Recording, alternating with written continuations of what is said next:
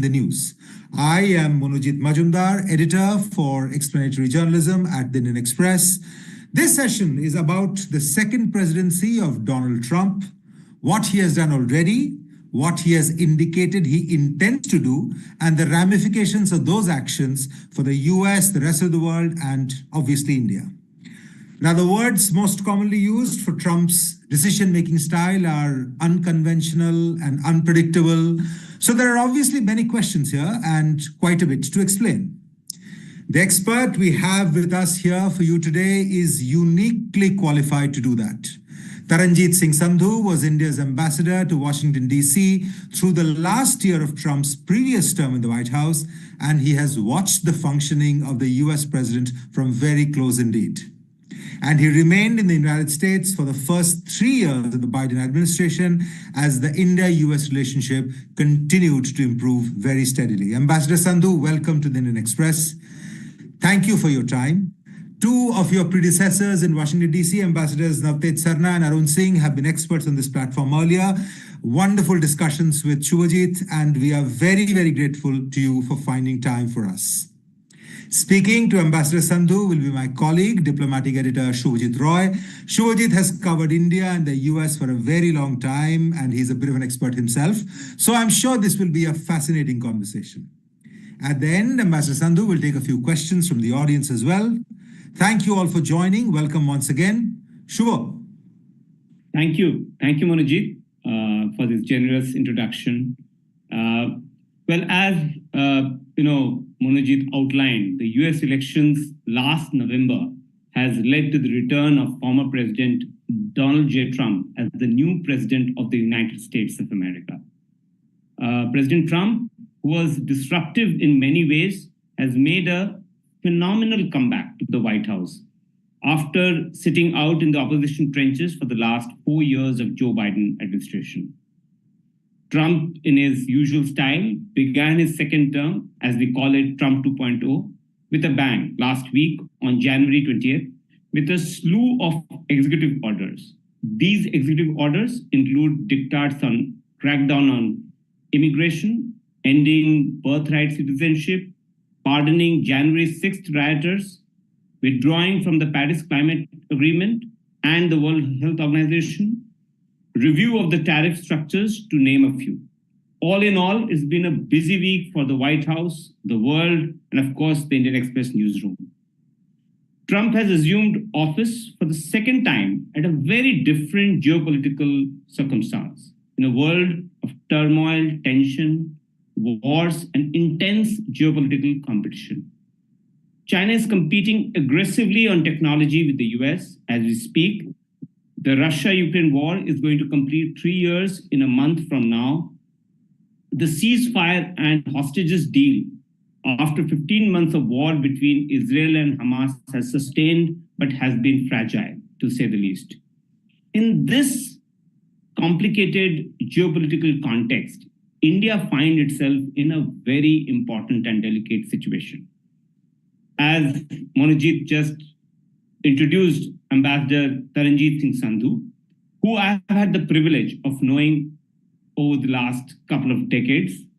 And he, as Monojit rightly pointed out, was India's ambassador to the US when Trump was still the US president in the first term.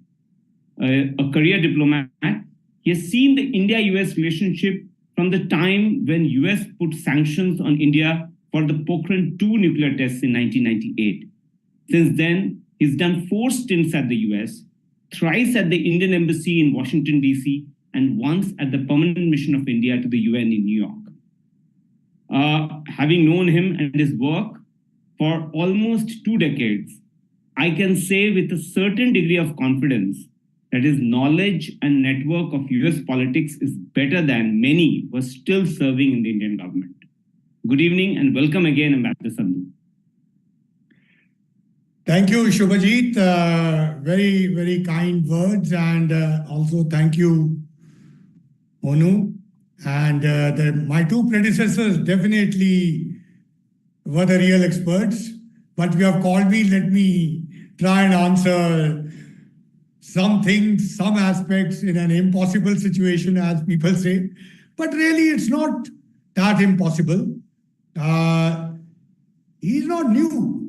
Remember, this is his second term. And this time, as he himself says, the victory was much more clearer. And obviously, he hints at the majority vote there, winning all the 7 critical states, etc., etc. But look forward to this interaction. I hope your viewers benefit. I will certainly share my frank opinions to the extent I can. Thank you. Thank you for having me. I'm sure this will be an exciting session. But before I come into the present day relationship and the Trump White House, let me take you to a bit of history, to the time when you started following the US account back in 1997, almost 3 decades ago. Take us to the time that you started following the US account when, in the aftermath of the Pokhran test. In fact, you were there before, but I mean, how was the relationship back then when the US put sanctions, and how it has evolved from there? So, Shubha, let me mention one thing at the outset. The diplomats function in a system which is not their own. And that should be kept in mind. It's always easy to say that this should have been done and that should have been done. But doing it in your own system, it's much, much easier than doing it in another system, which means that most of the diplomats must understand the ground reality. Because if you don't understand the country which you are in, the politics of that country, the society of that country, you will not be able to figure out phenomena which are not usual to our understanding. So with that, let me start. My first posting, I went into Soviet Union and came out of Russia. That itself will tell you. Of course, I'll not take time. I came out of Russia and went straight into establishing a new embassy in Ukraine. All of them are so relevant today. But coming to your question, firstly, I think United States and India relationship is a very lively and robust, as is between two democracies. You can influence, but you cannot control it. Much as people may feel at times that they are controlling it, no, something or the other will happen. So you are absolutely right. I went there and soon we had the Pokhran test. And I'll give you one statement which, as a young congressional officer, I heard just after the Pokhran test. There was a hearing on the Capitol, and very, very powerful, the then very, very powerful chairman of Senate Foreign Relations Committee, Jesse Helms. His opening statement was, India has not only shot itself in its leg, but in its head. So it will tell you where we started from. There we were. And come from that time to President Clinton's visit in March 2000, and then Prime Minister Vajpayee's visit later in the summer. That was quite 360. And you are right, we had the sanctions. And at that time, I can tell you the atmosphere there was that exactly what Jesse Helms was saying. And this was bipartisan because President Clinton was a strong believer in thinking that he's going to leave the history of CTBT. And somehow the perception was that India had drilled a hole in it. So he was angry. Jesse Helms, a conservative Republican of that time. And that's where we started moving. And I learned on the ground actually turning around the situation on the Capitol Hill. The first Brownback Amendment, the second Brownback Amendment, and the sanctions were undone. And Bill Clinton, being a very smart politician, realized the importance and came for his visit in March 2000. And if you recall, in the modern times, that was a special visit in the modern times, because you will certainly remember the picture of him going to Jaipur. But importantly, he came to India with all that fanfare. When he went to Pakistan, those were the days hyphen used to still work. But he went to Pakistan in a decoy plane. And New York Times had a photograph of Bill Clinton dancing in Jaipur along with the decoy plane. So it all says it. So sometimes, if you want to really ask, I actually learned in the adversity. And there couldn't have been a better. And as they say, when there are challenges, the opportunities arise. And I learned it pretty early in my career. And that has been the history through and through. If you come down on India-US, there'll always be challenges. There will still be challenges, but those need to be converted into opportunities. Right. Very, very well put. And, for those of viewers who would not know, when he talks about US, he was there as the congressional officer. Basically, he was the first secretary political at the Indian Embassy in US and in charge of looking after the politics at the US Capitol Hill, which is where the legislative processes work, and plays a very key and important role in US's foreign policy making. So here, if I may add, when the sanctions were hit on us, the Clinton administration came very hard. And whenever we would approach them, they said, this is Congress mandated. We are only implementing. And that's why that I mentioned to you that huge challenge came on my door and an opportunity too. So we undid the sanctions in the US Congress. And that was what Brownback was a senator from the Republican side. And we actually got those undone.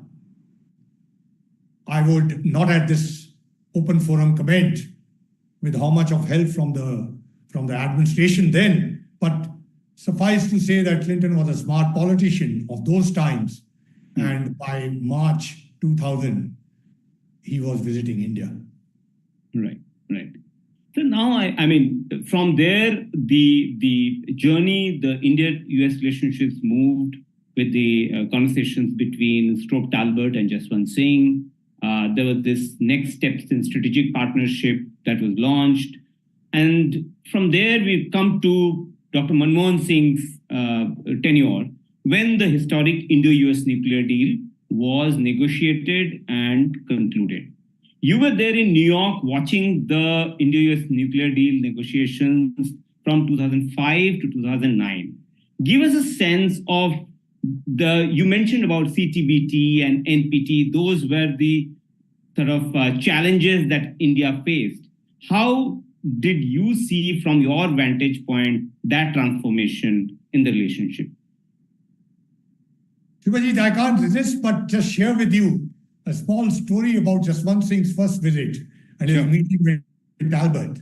There is still a Watergate hotel, and we used to use that for the Missy. And we were all in our bangalas, and Jaswant Singh, being from Rajasthan, and his whole background was even more formally dressed. So we were all formally dressed, and we suddenly see Strobe Talbot arriving in a convertible and in his shorts. This was on a Sunday. And here we were with all this thing. Anyway, it started from there. And then, of course, we have seen Talbot's book. And I think a brilliant decision, and I will credit a lot to my then ambassador, Naresh Chandra. when Jaswant Singh became the foreign minister, actually, Strobe Talbot, even though he was FOB, meaning friend of Bill Clinton, he was Deputy Secretary of State. And Jaswant Singh, when he started the talks, was the Planning Commission chairman. So kind of rough equation. So everybody said that, now you are a cabinet minister, so with Albright. But I think Naresh Chandra advised him that we must keep Strobe Talbot as the interlocutor while you continue as foreign minister your interactions with that. I think that was a very wise decision. And finally, I think Strobe Talbot has a great credit to take us out of that, including Jaswant Singh and all the team at that time, and the then Prime Minister and others. Now, coming back to, you are talking of George W. Bush's presidency. Right. I was only a very side actor. I was in the UN, so wasn't directly involved, but watching it on the sidelines, as you mentioned. I think the importance of that phase really stands out, that with the nuclear deal, though there have been viewpoints in the United States which have said that nothing much came out of the nuclear deal. There may be viewpoints here too, but what came out was the confidence between the two sides. I think the symbolism and the symbolic value of that was very, very deep. And I think full credit to the team at that time, including the then Prime Minister, for going, and politically it was difficult. So that part, that particular foundation certainly goes to George W. Bush. And if you look at Secretary Rice memoirs, she mentions about that in fact, and she has told me herself when I met her in California during my stint there, that actually George W. Bush had told her that India is a country which we must build bridges with. Yeah. I remember, I just finished this book by Avtar Singh Bhasin, a former colleague of yours, who's written about the India's nuclear deal, where he mentions that how Condoleezza Rice, as a professor of political science at Stanford, had first sort of told then President George W. Bush that we need to pay closer attention to India at that point of time. And later, obviously, she became NSA and Secretary of State, and how that sort of shaped the thinking within the US administration later. You then go back to DC again as the Deputy Chief of Mission, the Deputy Ambassador, during the Obama administration, and stay on till at that point of time. And take us through, and the Trump elections happen when Trump makes the comeback, and you are there in DC at that point in time. What happens? What changes in America according to your analysis back then? And did you predict it right at that point of time? So let me just take you, when I went there, there was the famous diplomatic crisis. And that's why I always mention to you that this relationship is robust. You will never have lessening of challenges. And the diplomatic crisis was there, and my boss at that time who arrived was Dr. Jaishankar. And I still remember receiving him on a very cold, rainy day at the railway station of Washington. And, as they say, I only told him that I'm passing on my turban of thorns to you. And then the rest is, of course, history. Can you tell us about the diplomatic crisis that you're referring to? I think you would recall the arrest of one of Indian diplomats in New York. And I think on another occasion, we can go into detail. Case. Yeah, on that account, so as not to detract from the stuff which we are talking about. But it was just to tell you that no occasion were the challenges less. So I think the most important development at that time was in 2014 when Prime Minister Modi becomes a Prime Minister and comes on his first visit to New York and Washington. I think that's an iconic visit. That's a historical visit.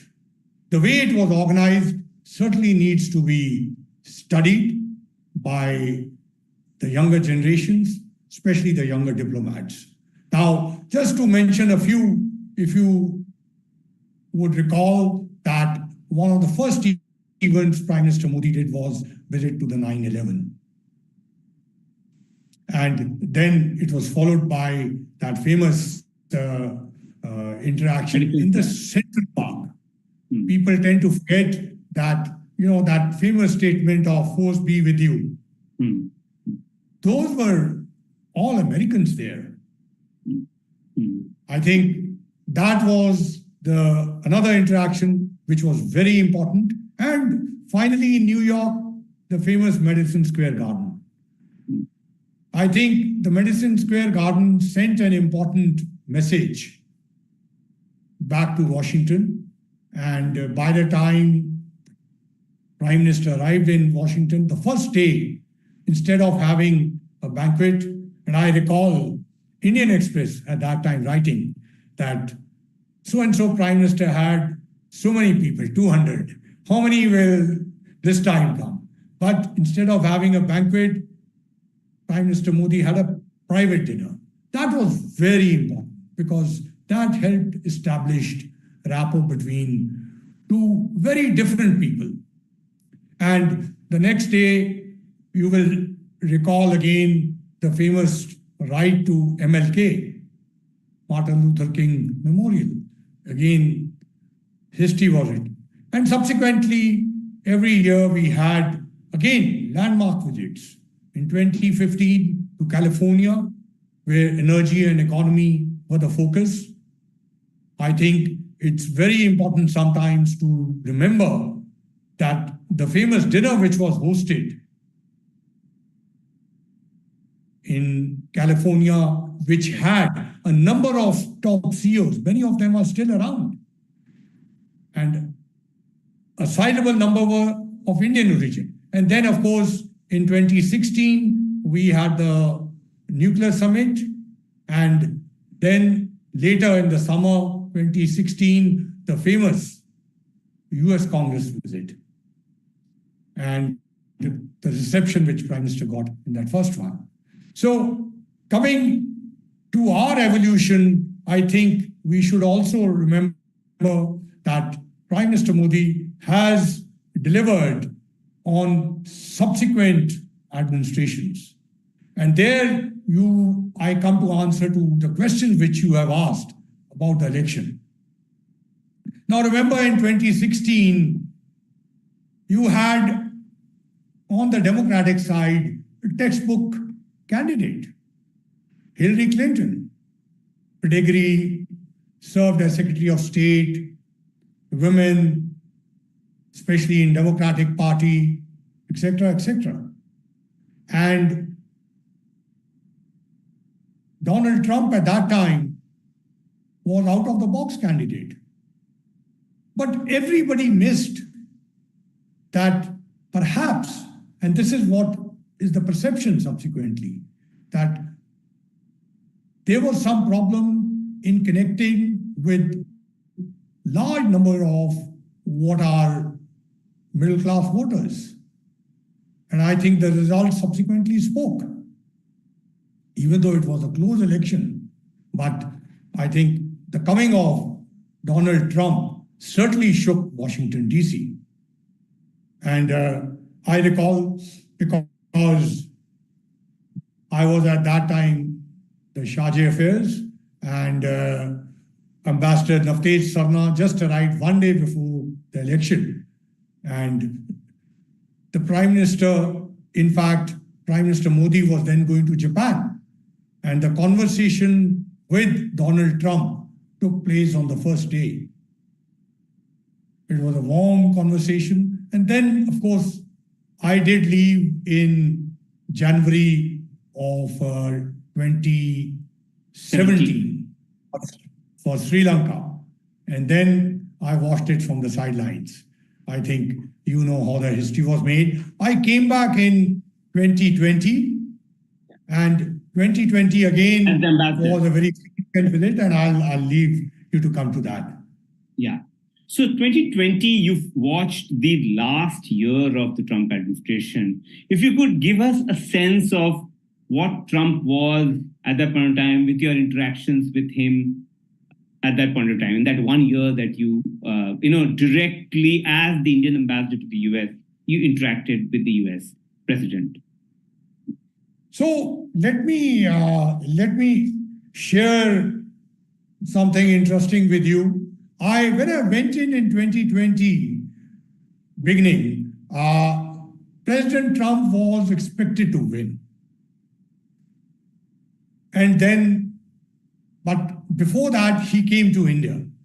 And here is something which I can share from my personal experience, which I got to see him. At that time, when I met him in early February of 2020, obviously he was under pressure because of the elections. While he had promised to come to India, he was under pressure from his advisors, on the cusp of changing his mind. So when I met him, I think some of the things which stood out to me, one, that he is a very, very sharp observer. Much as people often tend to look at the unpredictability side, that unpredictability also is a strategy. So when I met him, he gave me a deal. He said, and which has been also documented in one of the books which the deputy assistant to the president wrote. He did say that, look, I'll come to India. I'll give you 3 days, 3 cities, but in November. And my job at that time was to convince him to come in February itself. And what actually stood out, so I had my understanding in that 5 minutes which I had got earlier to prepare myself. I was actually going in to present my credentials. So with all the people nervous around, nobody really holding the hand, that is his chief of protocol or anyone, and me in my first interaction with him, 3 things really stood out. One, he mentioned to me that he had only 1 day, that he can come for 1 day. So I mentioned to him that we'll get him into Ahmedabad. So when he heard Ahmedabad and the famous stadium, in Ahmedabad, he said, my friend Modi's hometown. So obviously he was well informed. He had read himself. And when I spoke to him about the public reception, he said that recently renovated biggest stadium in the world. So I said, yes, more than 140,000 people. So those were the things that struck him. So a very sharp observer. And the last thing, when I was leaving, he said, Ambassador, did you notice that your turban matched my tie? And honestly, I had not noticed because I was focused in trying to achieve what I was trying to. And when I came out, that photograph has gone around. I certainly looked at it. Yes, there was a link. So he's a very, very sharp observer. But coming to it, when he came back, within a week, COVID had struck. And I think that changed everything. And I know one of the questions, when you ask me later, I'll draw this and answer you at that time, because I know one of the countries you are going to ask me about. We'll come to that later. But that visit was a very successful visit. You remember Ahmedabad, you remember him at the Rashtrapati Bhavan and all the takes. He went back. All the congressmen and senators from the Republican side I spoke to, everyone had heard of the Ahmedabad visit. Right. But I also faced the other side, because this was also now the time that we had to convey the bipartisan relationship, the support which we have and which has over the time. So that election went through. I mean, I think COVID played a major role. It was indeed challenging because if you look at the support bank of President Biden, especially the number of minorities that had supported, the number of people who felt perceptions, who perceived themselves as victimized, that election had its own challenges, but we navigated that and continued. But that interaction with President Trump, and I'll also remember another case. You remember hydroxychloroquine. Yeah. And President Trump used to have those long press conferences.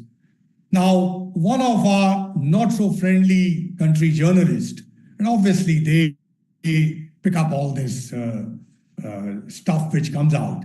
Suddenly, there was a conversation between Prime Minister Modi and President Trump, where President Trump had asked for hydroxychloroquine. And India finally did supply. Not only we supplied that, we also supplied masks, we supplied a lot of other materials. The India-US cooperation on COVID was very significant. But coming to this part, somebody mentioned to him that, despite your conversation, the Commerce Ministry has come out with a blacklisting of hydroxychloroquine. Well, in all democratic polities, things happen, ministries function independently, and perhaps there was an effort by not so friendly country to take all the hydroxychloroquine from here. And in that reaction, the Commerce Ministry had done. But President Trump immediately reacted, and then it took some time to pacify. So this unpredictability, which your colleague mentioned, that's a pattern, but it's also a strategy. And when we'll subsequently come to addressing the current situation, I'll come on that. Sure. So I'll come to the current, Trump 2.0. I mean, his return is seen as phenomenal comeback for a president who's been out of power for 4 years. What do you make of his return and his inaugural address that he made on day one? So I think it's very important, Shubha, to understand President Trump's victory this time, his election. And three things stand out very significantly. First, this was an election on domestic issues, particularly the domestic economy. And there it is the cost of living, what people in the US call the gas prices, the egg prices, the bread prices. In fact, if you just saw the Vice President once interview, he has spoken about that. So that was important. Number two, law and order, crime, which in perception gets linked to immigration. Right. Again, as I said, it's an independent country and people have their perceptions. All over the world, sometimes people have a perception, whether they are right or not, that is a separate issue. And the third part, which is very significant, is the assassination attempt on President Trump. Now, when the bullets are fired, even the most stable people become unstable. Look, I mean, it missed by A whisker. many things. Yeah. And the fact that President Trump came back and said, fight, fight, fight, and those pictures came out, sent a message to many that this man will stand up for us. It's a perception. Again, I'm not getting into whether it's correct or not. That's not for us. So these three aspects played a very significant role. And if you decode his signing off those 100 first day and 100 subsequently, you look at them, they will touch one of these three somewhere around. In the perception, domestic aspect is important. The international aspect also leans in on the domestic. Right, right.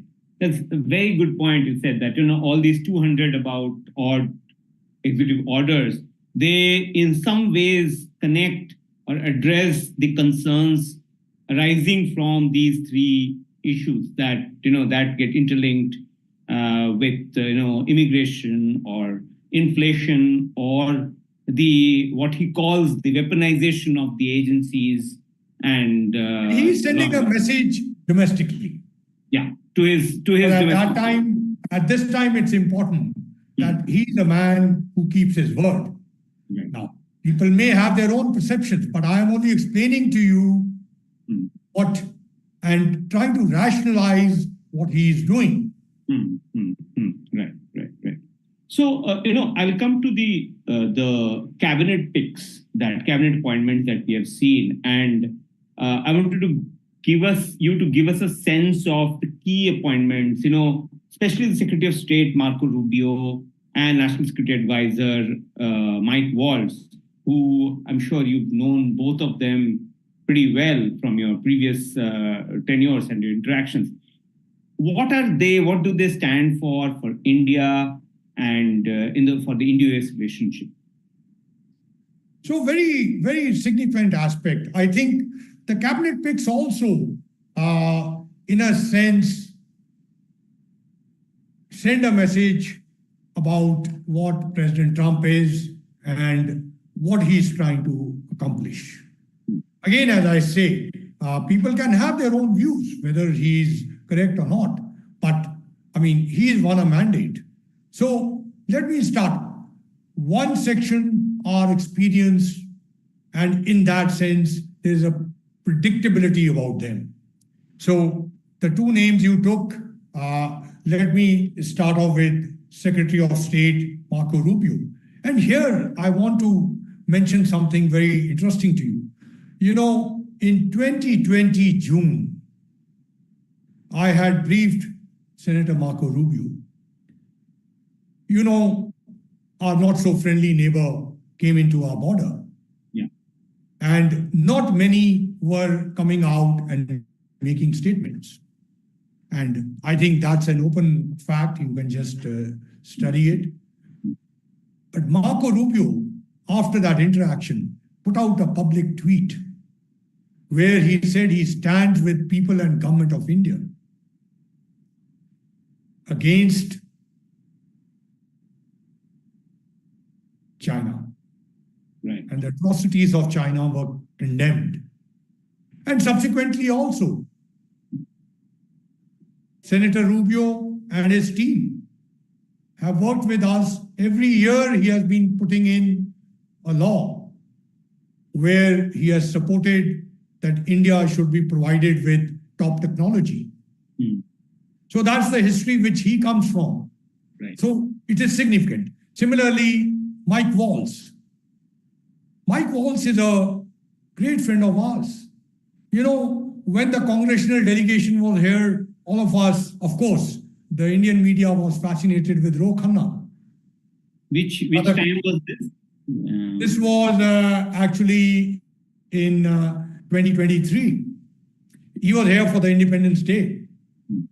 And that was a joint delegation, but with Mike Waltz, I've had a very good relationship, and it was on our encouragement he took over as co-chair. And actually, if you see even his old statements on Afghanistan and others, he became, during that time, he is a relatively, a younger congressman compared to a whole lot of in the House Foreign Relations Committee. But he moved very quickly up and was a regular feature at the India House. Many of the dinners he attended.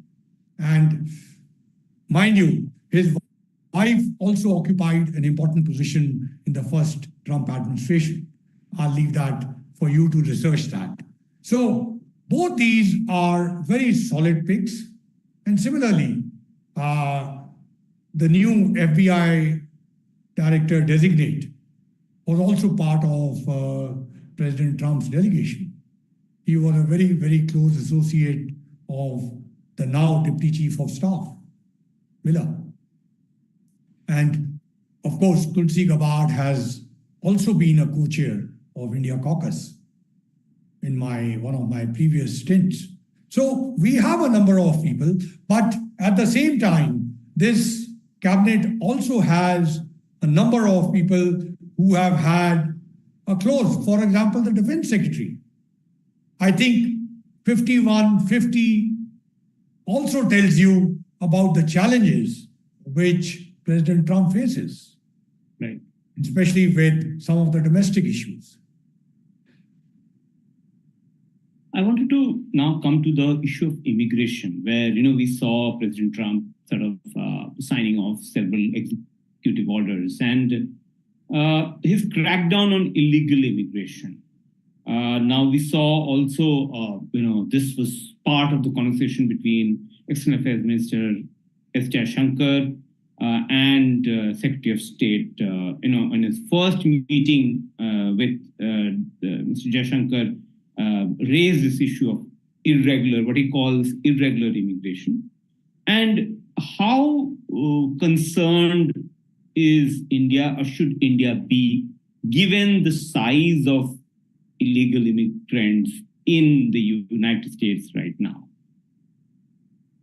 So let me answer you in a broader sense, covering all these aspects, because immigration is something which is important for President Trump because of what I told you in the beginning, the domestic part, that there is a perception that, and he has spoken a number of times, that illegal immigrants are responsible for law and order, these things, including their attacks on the US economy. I'm not getting into the merits of it, but this is the perception, and he has spoken publicly about it. So we have at least 4.5 million people of Indian origin there. And the first part is the illegal immigrants, or many who go through the donkey route, as we say, donkey. And people have gone through Mexico, even through Canada. So from what I've read, about 18,000 people are right now there who need to be deported back. Now, as far as illegal immigrants are concerned, I think legally we would be in a difficult position to say that illegal should stay there. And I don't think the government of India, from what I'm reading, is saying that. Now, there is a process that needs to be undertaken that to ensure that these people are genuinely Indian. But the other part of this illegal immigration is also that there are some who have made it a business of getting illegal immigrants there, using them as political migrants or illegal immigrants and exploiting them. I think it's time that people here also realize. I have been speaking in Punjab, in Amritsar, definitely, that 35 lakhs of rupees wasted through this way, and you are going to come back. So perhaps there will be more awareness of this, and something good will come out, and people will start looking at opportunities here itself. And that's the other part of India-US partnership, which at another occasion we can come to. So the illegal certainly is going to be an issue.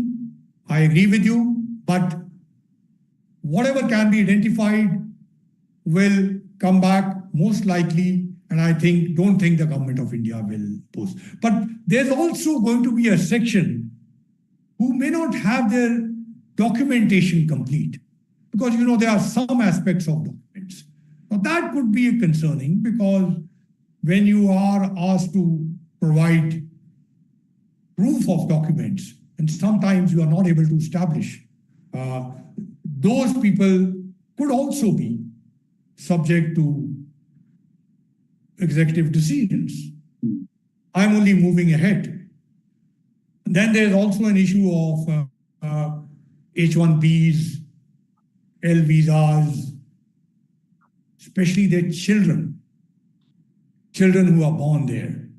Now, one of the executive orders has said that they have to go out.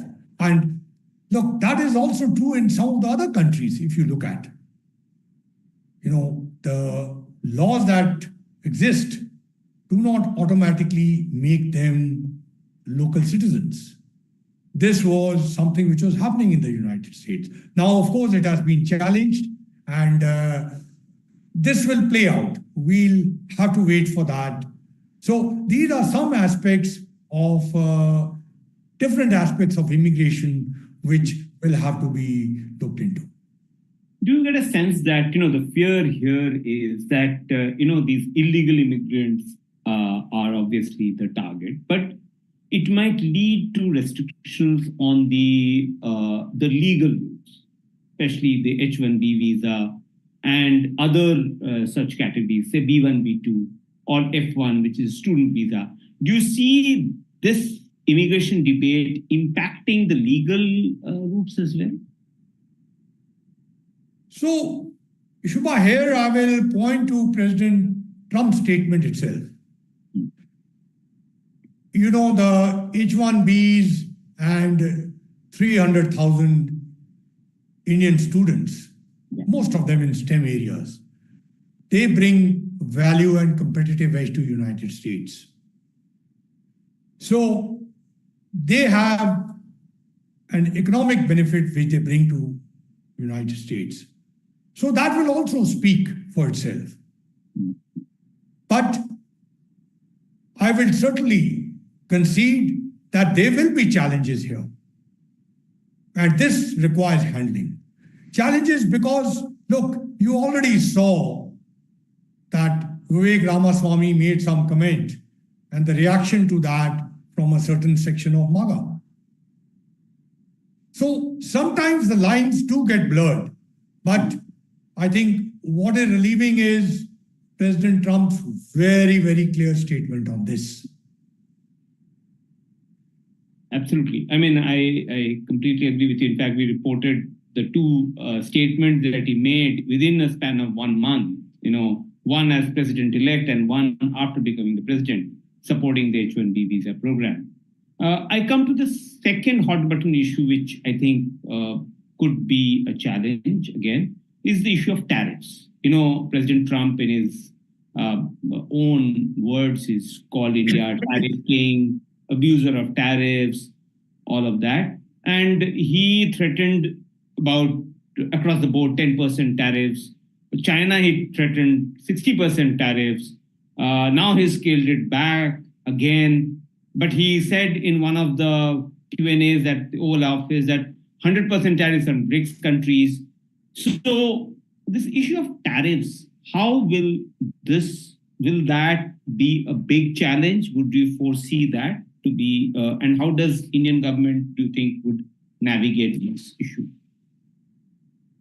So I think as far as the Indian government is concerned, since I'm retired, so I can have the luxury of commenting. and I'm sure you have access to the people who will be taking the calls. But I think, look, I don't want to over sensationalize the tariff issue.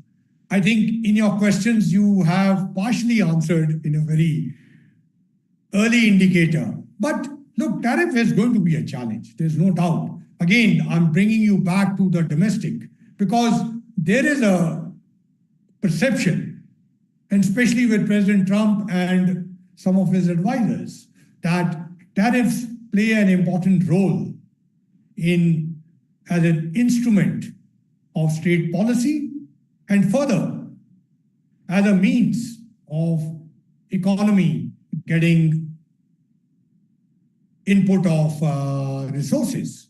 Now, again, I say that can be debated upon, but here we are talking about what he is likely to do. You just saw the example of Colombia. In one day. So there is the uncertainty part is also a strategy. But I think it will be good to be prepared on this because remember, he's a businessman. And he himself has said so many times that he prides on cutting a deal. So the imbalance with India is not as high as it is made out to be compared to China and other countries. And do remember that we are an important purchaser of LNG.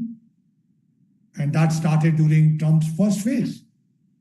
But nevertheless, there are going to be issues which will come up, and somewhere the input which has been going into him, and I don't think it's much of a secret who are the people giving that, but often he has said India is a tariff king. Even in the earlier sentence, when he has said that Prime Minister Modi is a wonderful guy, a great friend of mine, in the next sentence, he has mentioned this. So this is going to be a challenge, but I would think that we should be able to convert it into an opportunity. Do you see a trade agreement or a free trade agreement or a deal being struck? Do you foresee that where tariff barriers could be eased on both sides and market access? So he's certainly fond of bilateral trade agreements. He has often said that. But again, I will be very candid with you. Last time around, we had a lot of difficulty in that mini deal. And so, therefore, it is important to get that message across to him about the benefits, the win-win situation of India-US partnership. And here, technology, new emerging technologies particularly, the cooperation between the two sides, that is happening and is likely to happen. And the aspect of secure supply chains, again, all these aspects, and overall, the strategic relationship between the United States and India, all these aspects can play a role. Right. In fact, I want to take you to that.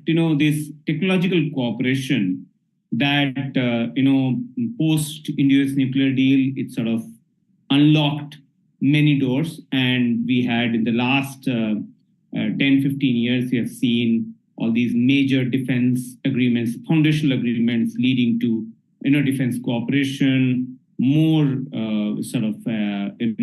easing of licensing through the STA1 authorization. And now the Biden administration started this initiative on critical and emerging technologies, which is very important in terms of the technological collaboration. And you, in your initial remarks, talked about how Condoleezza Rice had talked about the tech transfer, and at that point of time, there was a lot of discussion on that. So I want you to give us a sense of this ISET. Will that continue, this technological cooperation, or will Trump would want to change it to something else because it's a Biden era legacy. How do you see this technological cooperation evolving from under Trump 2.0?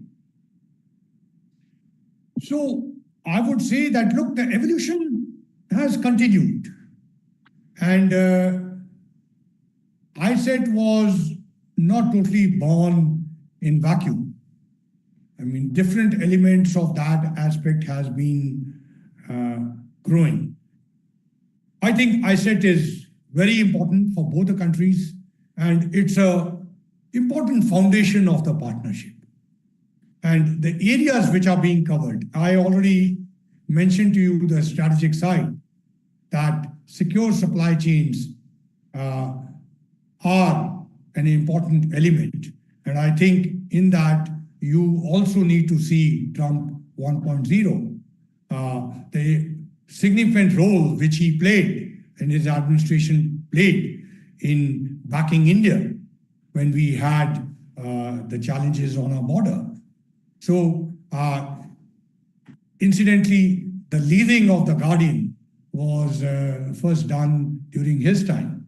So, I would say that exactly some issues may change their faces. Now, for example, you saw even in the Jake Sullivan's visit, there's a mention of small SMRs.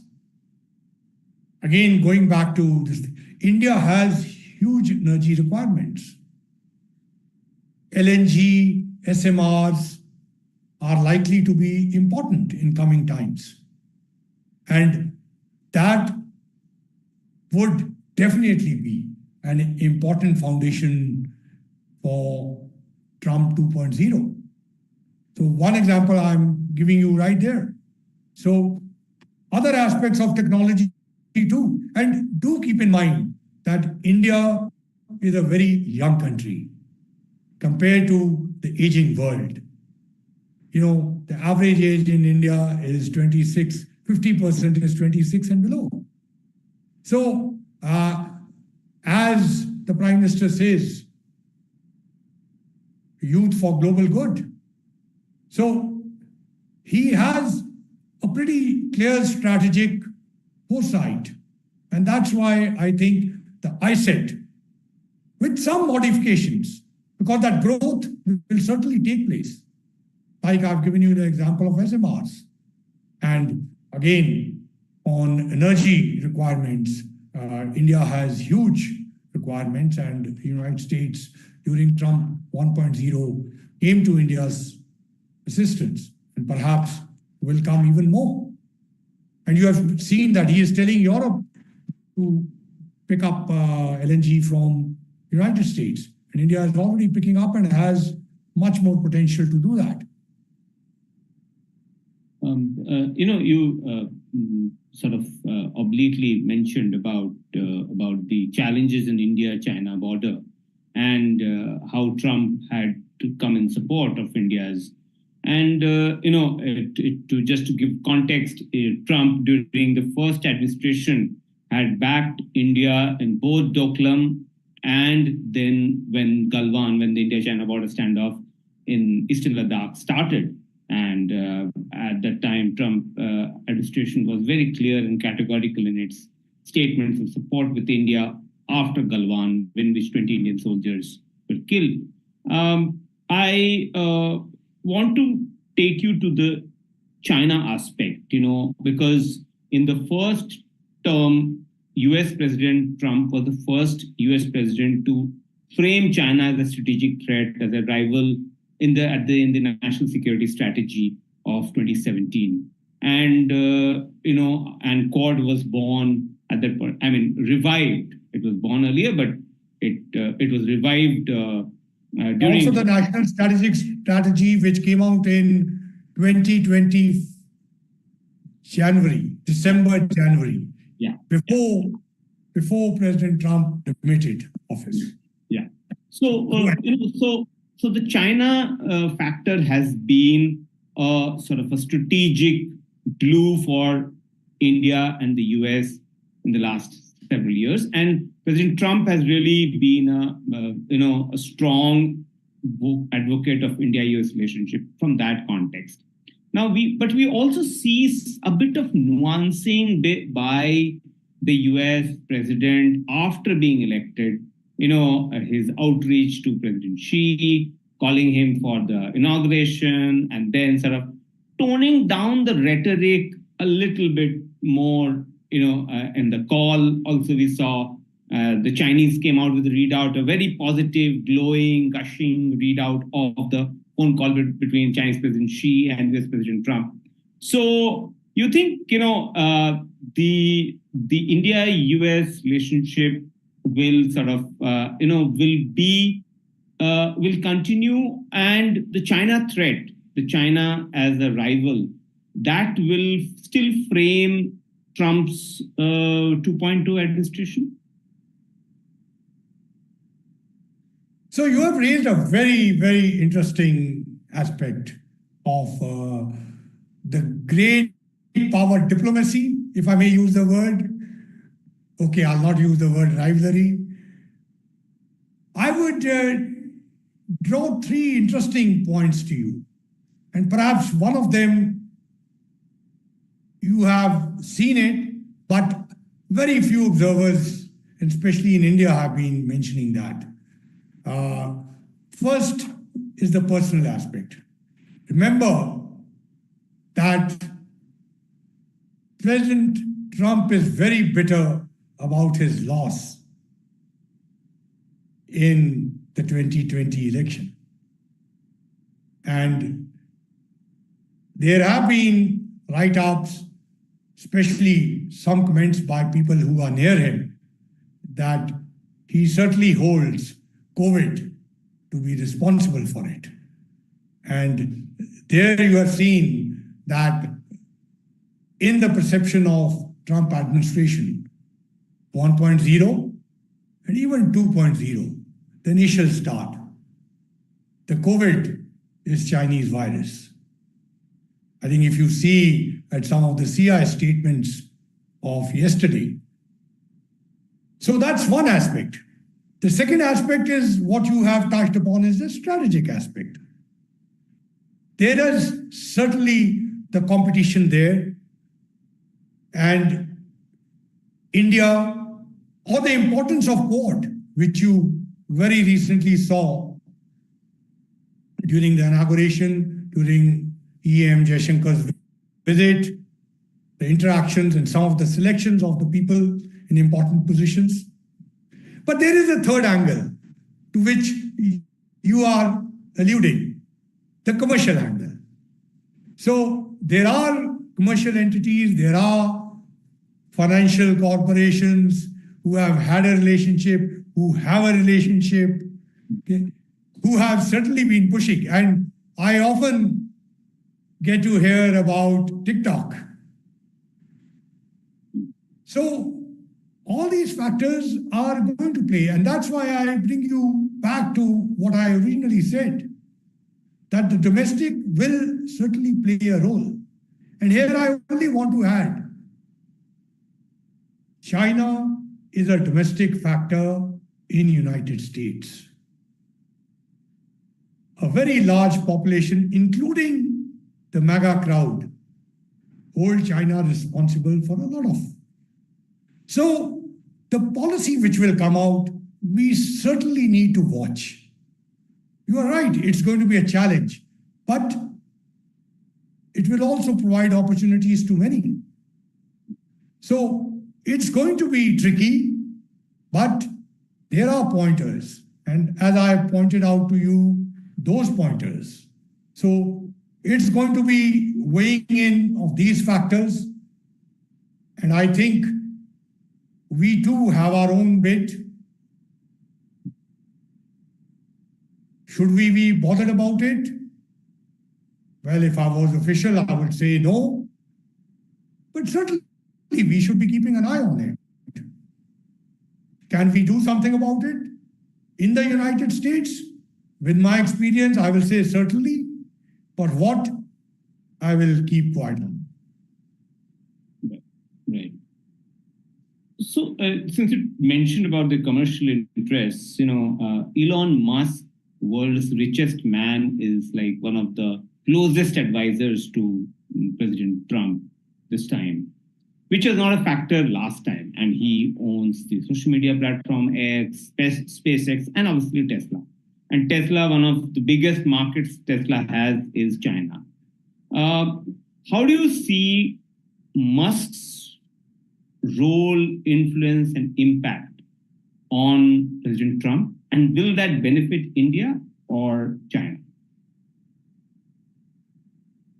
So every time I allude to something, I see, Shubha, next question, you bring this thing. Look, again, remember, Elon Musk is a commercial guy. And commercial interests can be both ways. India is also a huge market. Now, of course, there is certain aspect of which has been very publicly stated. There have been a lot of commentaries on it. And one more I want to add to you. I've seen Indian commentators talking about Elon Musk, about the commercial part. But have you watched in the last few weeks, Elon Musk has also been playing a political role. Look, in the rallies and all that, you will certainly remember. But you remember when the Speaker of US Congress had that challenge? Mike Johnson. And every time the senators and congressmen, Elon Musk comes out and says, I will primary you. I will get you primaried, meaning that I will give money to your rival. So there is a political role which Elon Musk is playing. So let's be very clear-eyed. It's not only a commercial role, but he's also playing a political role. But on the second side, again, these are write-ups. People who have been very close have fallen at some stage. I don't have to point out names to you. You are well aware. So I think certainly Elon Musk is a challenge. But again, I would say in the US parlance, the challenge always comes with an opportunity. Certainly, we need to keep a very close eye, and the importance of Musk is certainly there. It has been reflected, but you did see in the case of one of the very prominent surrogates, while Elon Musk at some stage came out publicly, but he has been quiet for some time. So there are forces and counter forces, meaning you can play in the US politics. It's not going to be still water. The water flows. And in that, I mentioned to you that remember that China is a domestic factor too in the US politics. While the commercial interests are definitely there. So how this strategy works, this unpredictability works, is something to be watched and to be tackled. And it's certainly tackable. It's not an impossible situation. I want to come to the war in Ukraine, and that is now going to complete 3 years from now, in a month's time. And you are uniquely, in a place to really give an assessment because, as you said, you started your career from Russia, from Soviet Union, came out of Russia when Soviet Union collapsed, it became Russia, and then went on to establish India's mission in Kyiv, in Ukraine, at that point of time. And I want you to give us a sense of what is going to be the impact of Trump on the Russia-Ukraine war, especially because he's had a very cozy relationship with President Putin. He said famously that I'll end the war on day one, even before inauguration day. That time has passed, but he's sort of there is a concern that he will let Ukraine be bullied by Russia and probably cut a deal with Russia. What is your sense of the impact of Trump 2.2 administration on the war? So, Shubha, I can certainly assure you that, like you, there will be many journalists in the United States who are reminding President Trump that he said on the day one he'll stop it. And that will be the pressure on him. And that's where he will use this unpredictability. But let me, since you did allude to the fact that I was in Ukraine, that's correct. And I think the great powers have kept quiet about their own role in the situation which Ukraine has come to today. Look, Ukraine was an entity in which Western Ukraine is where the revolution came from, the agricultural part, which is Ukrainian or Polish influence, if you want to call it, and Eastern Ukraine, which was iron and coal country, had very strong influence of Russia. In fact, Russian language was also spoken. So at the time of independence, there was President Kravchuk, who was a former, of course, party man, but came from Western Ukraine. And he took his first prime minister, Leonid Kuchma, who was from Eastern Ukraine. Then Kuchma became the president. And then, of course, the history, once this side, once that side. And then the great powers started jockeying, meaning that big banana tree in which some accommodation could have been given to each side. Look, we as a democracy often say that this state is being represented, etc. That did not happen there. And that, to an extent, was also largely responsible for the kind of situation which started developing and got into this stage. But anyway, today it's too late to get into that, and I'm not going to touch more upon that. Coming to the present, look, the initial fear was certainly that President Putin had a relationship with President Trump earlier, and that's why perhaps he will help. But some of the recent statements, if you see of President Trump, where he has said that President Zelensky is willing to negotiate, and perhaps he's putting some pressure on President Putin. So I think that aspect will play a role. And one more thing I want to point out here, which again goes back to your earlier question. If you heard the address of President Trump to Davos, and when he mentioned China, there is a mention about China playing a role in Ukraine-Russia war. So there is a larger accommodation or vulnerability that could also come. I'm just adding. So what looks like is President Trump is certainly focused on Ukraine. And he's creating an environment where this issue can be sorted out. And it's not going to be easy. You absolutely have pointed out to a number of challenges. But perhaps bringing everybody, all the forces that can be spoilers too, are being pushed by President Trump to come in. So definitely he'll make an effort. And in that, India could also be playing a role, because Prime Minister has a relationship with both President Putin and President Zelensky. But certainly it's a challenge, but it's something which will be weighing on President Trump. And the future is not going to be without challenges for him too.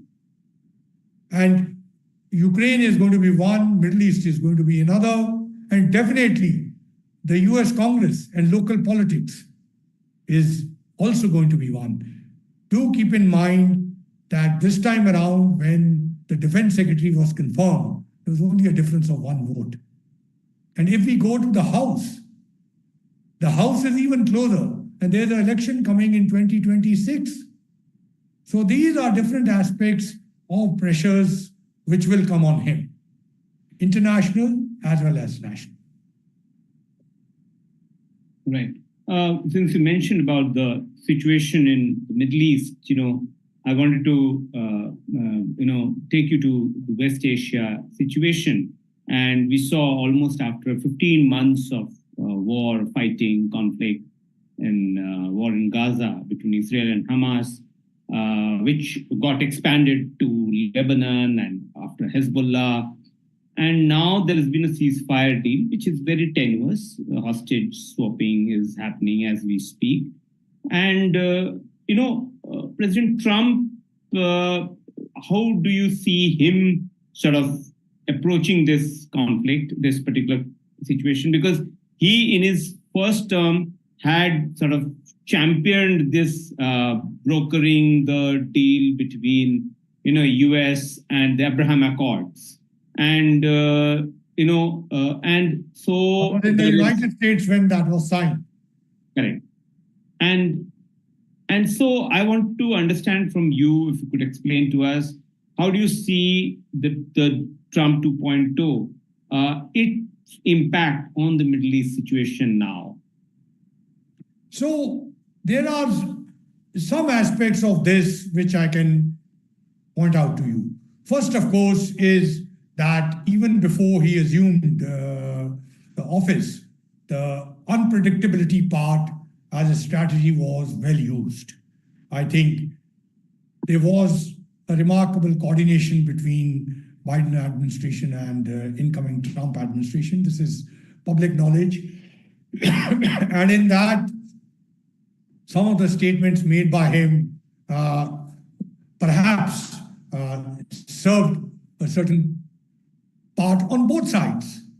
It's also no secret that he did weigh in on Israel too to sign, because there have been pressures there. And subsequently, some of his statements are already creating waves.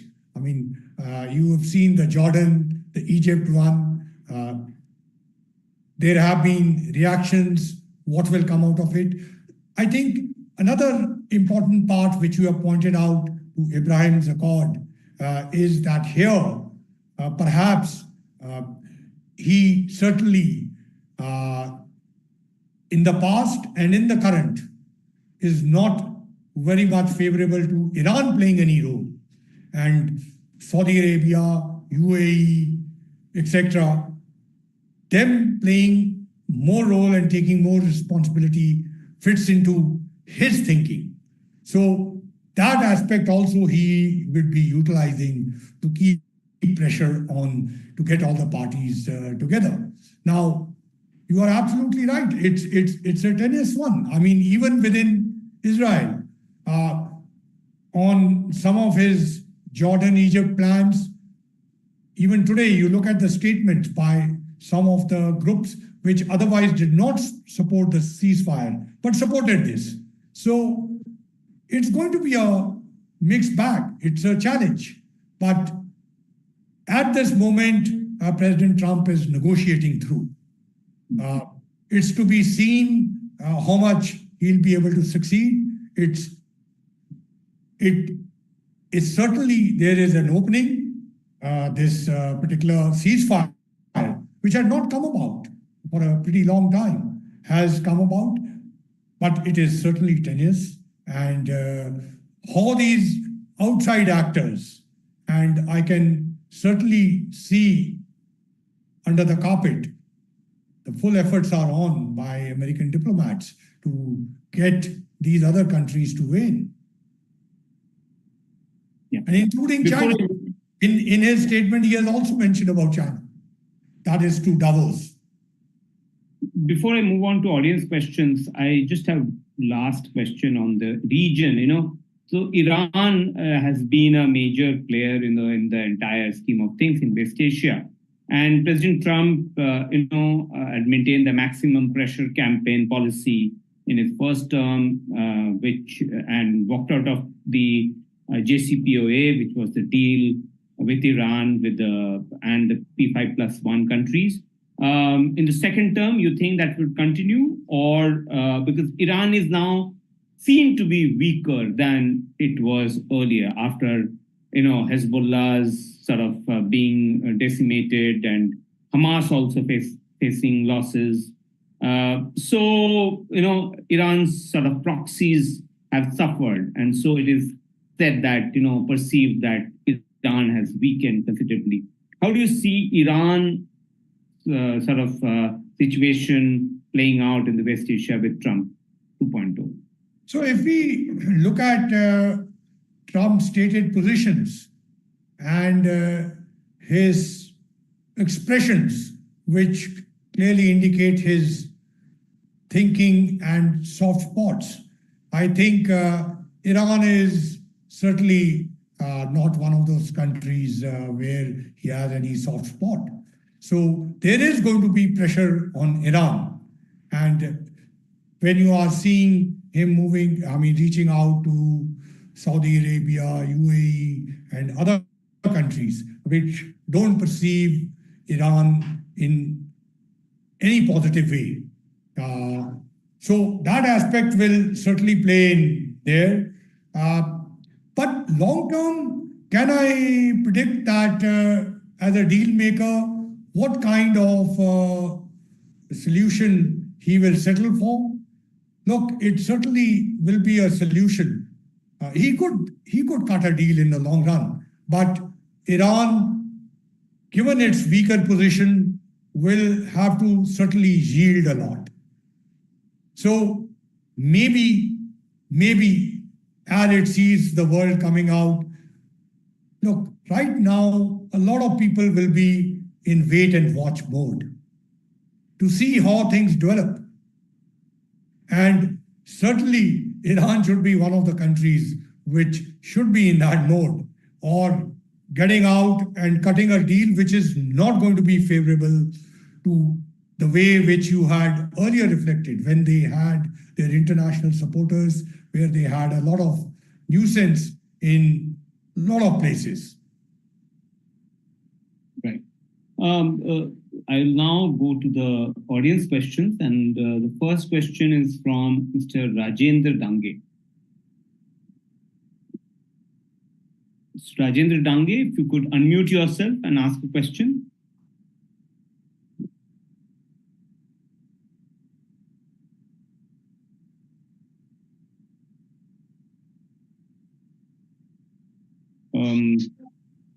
Am I audible?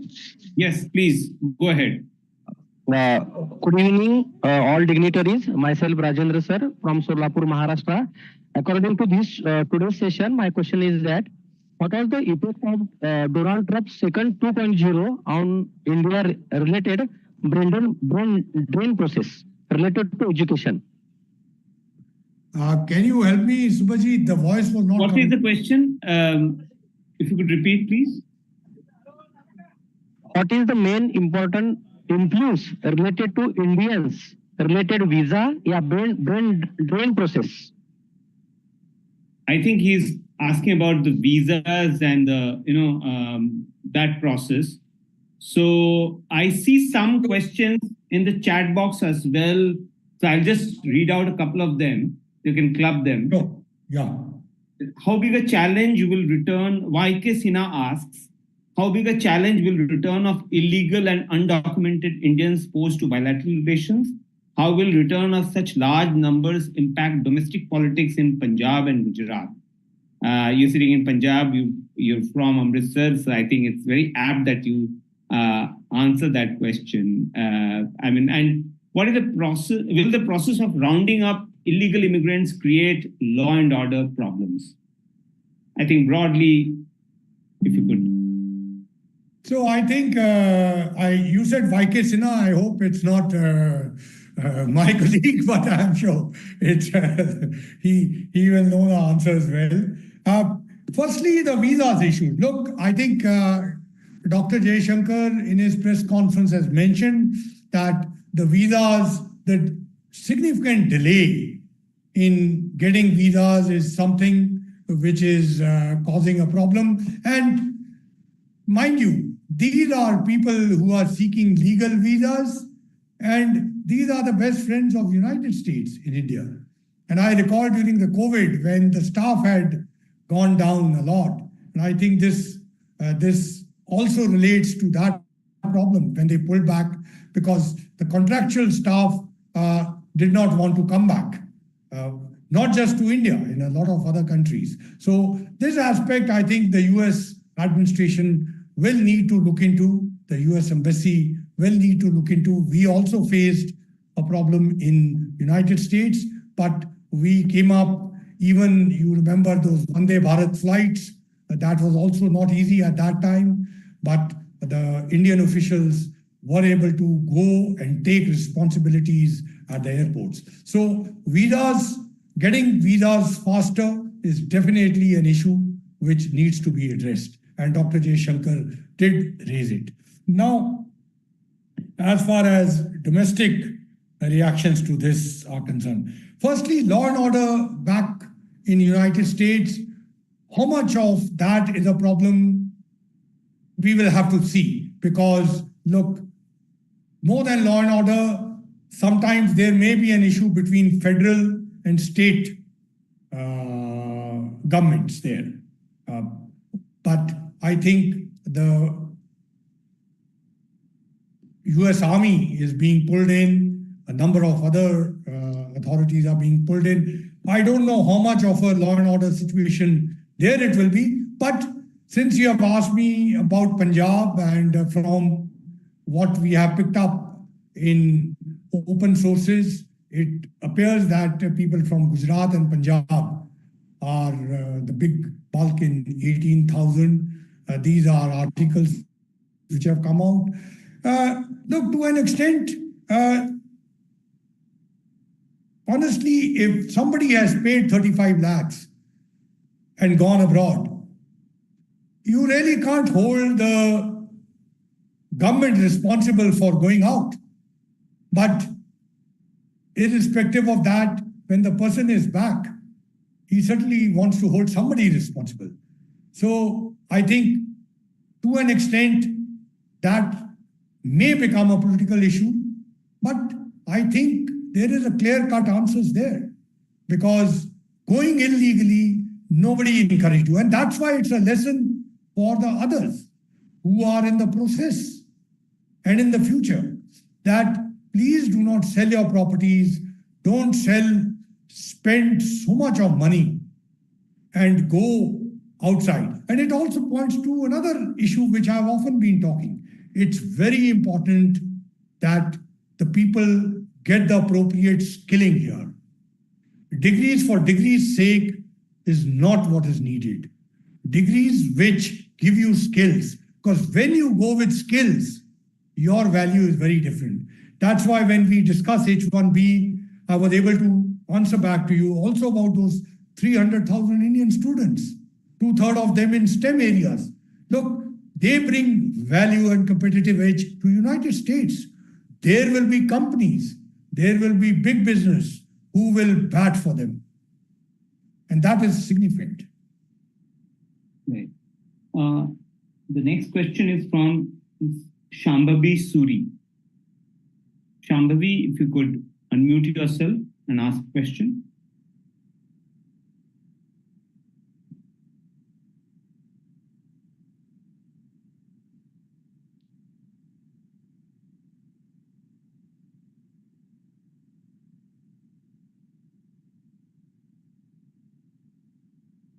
Shambhavi, is she still there?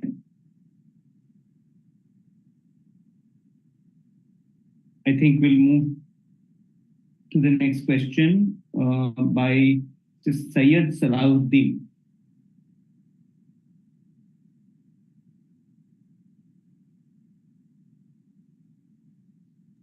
Syed, could you please unmute yourself? Yeah, can you hear me now? Yes, we can hear you. Please go ahead. Yeah, Ambassador Sandhu has already spoken about H1B visa, particularly about H1B visa. But given the current scenario and changes which are being proposed by the Trump regime, they're proposing changes. The changes have still not been carried out. What steps do you think that our government should take to engage with US authorities to ensure that legitimate Indian citizens currently residing in the US are not impacted adversely, particularly H-1B visa people? Yeah. So ऐसे है, इसमें we have to keep in mind, look, no government of the day will say that here, give visas to my people. Look, India is now going into this technology revolution. And a number of industries are also moving out to India, whether it's semiconductors, whether it's First Solar. So what is important is that people do education with skills. And as I have said, that if H-1B visa holders are playing a significant role in the United States economy and its competitive edge, they will have support within the system. Certainly, Indian government can raise it and will raise it to the extent it can. But ultimately, it is the sovereign decision of the particular government to give visas. Just like the government of India has the sovereign right to give visas. But as I've again repeated it, it's very important for our young people to ensure and all the opportunities for Indian educational institutions. That's why education and knowledge partnership between United States and India is very critical. But one of the persons who has got Padma Shri is Panchanathan, who is head of the National Science Foundation in United States. And National Science Foundation is investing in a number of Indian universities to create skilling expertise in India. Right. I want to take some questions before I close from the chat box. And one of the questions I see is on, how does Pakistan figure in Trump's calculations? If you could answer that. And then I would want you to answer on, is Bangladesh going to be a topic of discussion between the two countries? So I was a bit surprised, Shubha, that these two didn't come up. So I knew that you were going to get hold of me and questions from the audience. So let me first answer Pakistan. Look, again, we have to have an open-eyed, realistic picture. Pakistan in Trump 1.0, first it came on the mat. If you just go back, came on the mat for the support to extremism, terrorism, etc., etc. Then Afghanistan issue came. And suddenly you saw that Imran Khan was being feted. So what I'm trying to draw your attention to is that Pakistan has also always played a middleman role of trying to pretend that they are resolving problems. But today, what are the issues? China, he doesn't need Pakistan as a middleman. He already has a direct conversation going. Afghanistan is not much of an issue for US. So Pakistan's importance, and I'm giving you a very, very practical transactional answer. Pakistan will really have to jump from the roof in order for him to notice that it exists. I think the best opening for Pakistan is what E.M. Jaishankar said, that it's time that they start focusing on economic issues and stop the export of terrorism. Because that's one issue which is not going to get much support in the United States and particularly from President Trump. Coming to Bangladesh, Again, Bangladesh could also draw a lesson out of this. There has to be a certain value. And in the previous avatar, Bangladesh economically was picking up. Today, that economic bubble appears to have burst. So therefore, Bangladesh government needs to look internally. And I think India offers a great option for them, because Indian economy is certainly going to be one of the reasons that the India-US partnership is going to progress. Technology, etc., all those aspects are playing in. And if Bangladesh is a positive add-on to India's weight, then it will also get importance from United States. Otherwise, it will also hardly be noticed. So what you are alluding to is any particular role.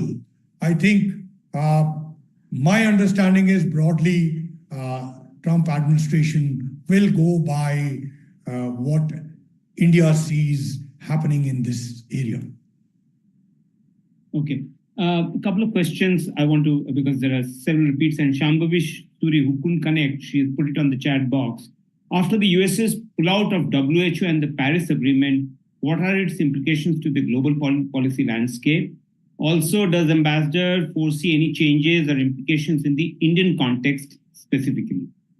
I think there are a few questions. Aviraj Singh has also asked a similar question. What will be the geopolitical repercussions of US exit from Paris Agreement? How will it affect mass developing nations like India? So I think on the broader side, moving out, stepping out of multilateral agreements, again, to an extent, to a very large extent, it's linked to the domestic aspect, which I mentioned to you in the beginning. I keep drawing on that. I think now people will even more realize that a whole lot of statements and actions of President Trump get linked back. Now, international multilateral bodies, again, it's a perception. Whether we agree or disagree is a different issue. We are not the decision makers. But there's a perception, even in Trump 1.0, there was a perception that multilateral organizations take disproportionate resources from United States and don't return. And here, well, there have been some kind of a nuance on WHO. I don't know how much it'll develop, but we will have to observe. Are these wise steps? I think, look, leaving a vacuum in international platforms can certainly provide an opportunity to the other side. What will be the role of India? I think India can play a very significant role, because United States not being there, a whole lot of responsibility falls on India that these organizations do not get pushed by China and its supporters. And therefore, India will have a very significant role to play.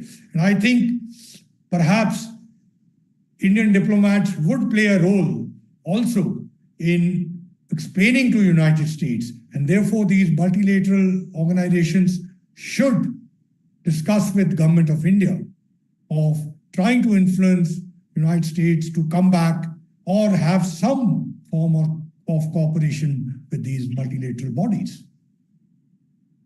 So before I let you go, I know we are, out of time by a mile, and I wanted to, but still there are so many questions in the chat box.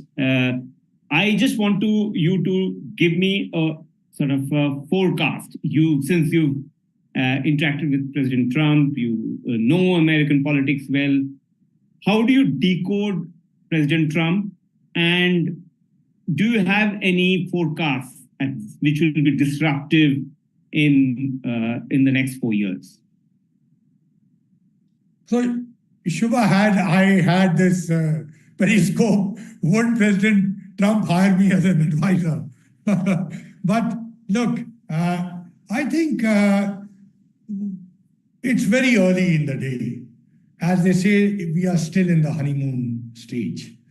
And as I mentioned to you, that domestic issues as well as international issues would certainly be providing a challenge for US administration. And here, particularly when we talk of, I have mentioned to you that he has an economic situation. Look, people have expectations. There is an election coming in 2026. I think as a democratic country, we understand this very well. So he's going to be under pressure on what I told you are the essential economics for a common man there. And fulfilling those will be an important aspect. Internationally, you have spoken about Middle East, you've spoken about Iran, you've spoken about Ukraine, Russia. Those navigating them is going to be a significant. Now, India, US, again, tariffs, trade, deportation, immigration, these are going to be some of the challenges. But there are also huge opportunities on the energy side, LNG, oil, cooperation, even in coal sector. And many of the other areas, especially in technology, in SMRs, in cybersecurity, in supply chains, secure supply chains. So today's world, it's not always easy to get the entire production system. You need to have a reliable supply chain.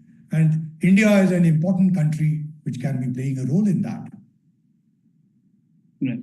Thank you. Thank you so much, Ambassador Sandhu. It was really a fascinating, insightful, full of stories, your personal impressions, interactions that you sort of, try to enlighten us and educate us, explain to us what is nearly an impossible task with the Trump 2.2 administration. But you also said that how this unpredictability is also part of the strategy, Trump's strategy.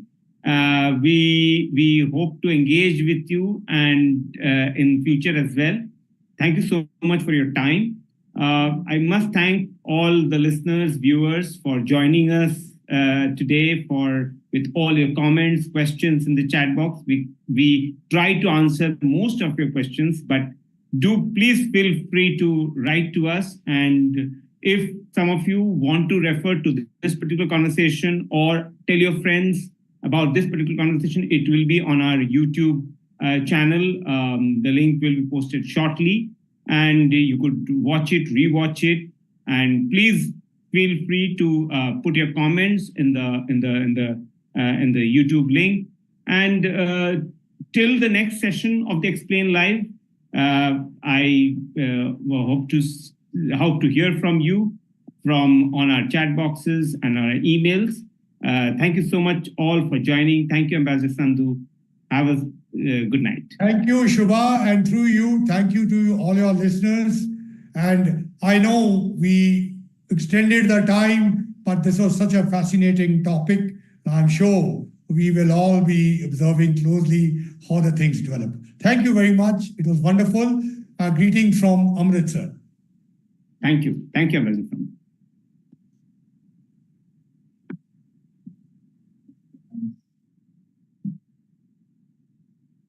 From the internet